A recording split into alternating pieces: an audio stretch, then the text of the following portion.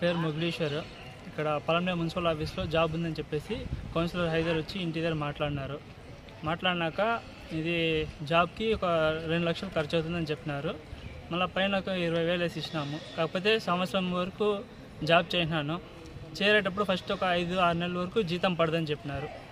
మొత్తం ఒకసారిగా పడుతుందంటే సరే అని చేరినాను. నేను చేరినాను, ఒక సంవత్సరం వరకు పనిచేసినా కానీ జీతం పడలేదు. నేను నిలిచిపోయినాను. తర్వాత కూడా తిరుగుతా అన్నాం, మున్సిపల్ ఆఫీస్ అది వెళ్తా అన్నాము. వాళ్ళు ఏమంటే జరుగుతుంది, ప్రొఫెసర్లో ఉంది, అనంతపూర్కి వెళ్ళాలి, ఇది మినిస్టర్ అనుకొని సైన్ పెట్టాలి, కలెక్టర్ ఆఫీస్లో ఆగిపోయింది ఫైలు, ఇలా చెప్పుకుంటూ వచ్చినారు. మాకు ఇదేం నచ్చలేదు. సో అనేసి మళ్ళీ సో ఇట్లా ఎమ్మెల్యే గారి దగ్గరికి వెళ్ళినాము. ఫస్ట్ వెంకటేగౌడ దగ్గరికి వెళ్ళినాము. అక్కడికి వెళ్ళినాము. సరే మేము చేస్తాం, మాట్లాడతాము. కలెక్టర్ ఇప్పుడు కొద్దిగా మారినారు. ఇప్పుడు వెళ్ళి ఎమ్మెల్యే సార్ చెప్పినారు, వెంకటగౌడ సార్ చెప్పినారు, ఇట్లా కలెక్టర్ మారుతాను, ఇది ఎలక్షన్ అది కోడ్ అది పడింది, ఇప్పుడు చేసే కుదరదు, ఎలక్షన్స్ అయినాక చేస్తామని చెప్పినారు.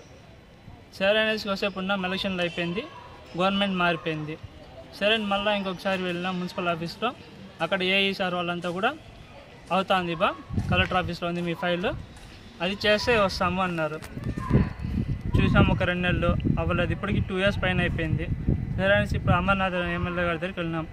ఆయన కంప్లైంట్ అది రాసి ఇమ్మన్నారు. సో ఇలా కంప్లైంట్ అర్జీ అంతా రాసి రెడీగా ఉంది.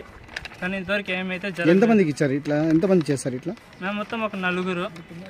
ఎవరెవరు ఎంత ఇచ్చారు? నేను ఒక 2,20,000 ఇచ్చినాను. ఈయన 1 లక్ష ఇచ్చారు. ఈయన 1,10,000 రూపాయలు ఇచ్చినాను సార్. అప్పుడు ఎవరు నేను కమిషనర్ గారు? సార్ కమిషనర్ కిరణ్ కుమార్ గారు ఉన్నారు సార్. ఐడెంటిటీ కార్డు పైన ఆయన పైన సైన్ చేసి మాకు ఇచ్చినారు సార్. ఆ ఐడెంటిటీ కార్డు నమ్మి మేము వర్క్ వీళ్ళు సంవత్సరానికి నిలిచిపోతే కూడా నేను 18 నెలలు పనిచేస్తున్నాను సార్. 18 నెలలు నేను పనిచేసినా కూడా నా దగ్గర జీపీఆర్ఎస్ ఫోటోలు ఉన్నాయి, గ్రూప్లో ఉండింది మొత్తము. జీపీఆర్ఎస్ ఫోటోలతో సహా నేను వాళ్ళకి సబ్మిట్ చేస్తా వస్తున్నాను. కౌన్సిలర్ గారు కూడా పెట్టినాను నేను. అయినా కూడా ఆయన నువ్వు నిలిచిపోరా, మళ్ళీ చూస్తాము, ఇప్పుడు కాదన్నారు.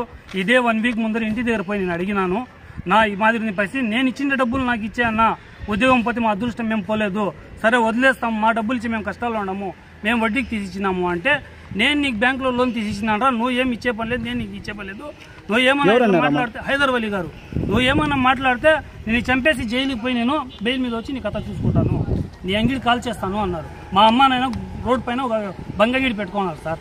ఆ అంగిడి కాల్ చేస్తానని బెదిరించినారు. పేపర్కి ఇచ్చిన తర్వాత మేము డ్రాప్ అయిపోయినాం. ఇంత హరాస్మెంట్ చేసి బెదిరిస్తూ ఉన్నాడు, ఇంకా అంగిడి కాల్ చేస్తాడు, మా ఫ్యామిలీకి ప్రాబ్లం వస్తుంది, ఇబ్బంది పడుతూ ఉన్నాం అనేసి మేము నెల అయితే వస్తామని మేము సైలెంట్ అయిపోయినాను. మీరు మీడియా వాళ్ళు మమ్మల్ని సహకరించి న్యాయం చేయండి సార్. 18 నెలలు పనిచేసి 1 రూపాయి కూడా నాకు రాలేదు సార్. ఈ నెల పడుతుంది, ఆ నెల పడుతుంది. మొన్న పోయి అడిగినాం సార్, మేము అడిగినాం. నా పేరు ముబారక్ సార్. నేను పోయి అడిగినాను, ఇంటి దగ్గర అడిగినాను. నేను ఏం జాబ్ ఇప్పిస్తామని చెప్పి సార్ మున్సిపాల్లో పంప్ ఆపరేటర్గా నేను పనిచేస్తున్నాను sir. AE sir, DE sir అందరూ తెలుసు. ఇప్పుడు అప్పుడు ఉన్న వాళ్ళు ఇప్పుడు ఎవరు కూడా లేరు సార్. ఇప్పుడు అందరూ ట్రాన్స్ఫర్ అయిపోయినారు, అందరూ మారిపోయినారు. ఒక రూపే సార్ ఒకరు ఉన్నారు. ఆయన పోయి నిన్నలేమని అడిగినాను, కమిషనర్ గారికి అడిగినాను, మీది ఎటువంటి రికార్డు కానీ ఫైల్ కానీ మా మున్సిపాలిటీలో లేదు, మీరు బయట పోయి ఏమన్నా అంటే మీరు చూసుకోండా, మిమ్మల్ని ఎవరు చేర్పించినారు వాళ్ళతో మాట్లాడుకున్నా అన్నారు. సరే మా బంధువు మా అన్న కాబట్టి మా కౌన్సిలర్ గారికి అడిగితే ఇంట్లో నుంచి బయట మర్యాదగా పోతారా లేదు కొడుతున్నా, మీ వల్ల అయింది మీరు చేసుకోండి, హైదర్ అలీ గారు చెప్పినారు ఈ మాట. సరే అనేసి వారం నుంచి పేపర్కి వచ్చిన తర్వాత మీరు పేపర్ వాళ్ళకి ఇచ్చినారా, పేపర్ వాళ్ళ దగ్గర వసూలు చేసుకున్నా అంటారు సార్. ఇది ఇట్లా కాదని అనేసి మున్సిపాలిటీ పిలుచుకుపోతే కూడా అది ఇది మాట్లాడేసి సర్ది చేసి పంపించేసినా కానీ మమ్మల్ని న్యాయం చేయలేదు సార్ ఎవరు.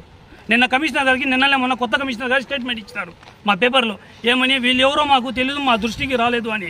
సరే కమిషనర్ వరద బాధితుల కోసం బయటపోయినారు.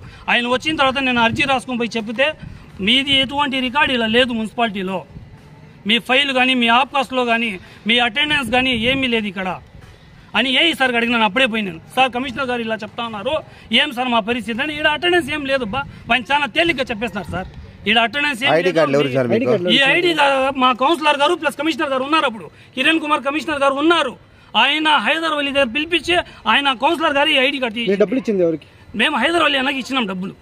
అంటే మీకు ఐడి కార్డు ఇష్యూ చేసిన సంగతి కిరణ్ కుమార్ తెలుసా? తెలుసు, ఆయనదే సార్ ఈ సంతకము. ఆయన చేసిన తర్వాతే మేము ప్రొసీడ్ అయిన వర్క్ లోకి.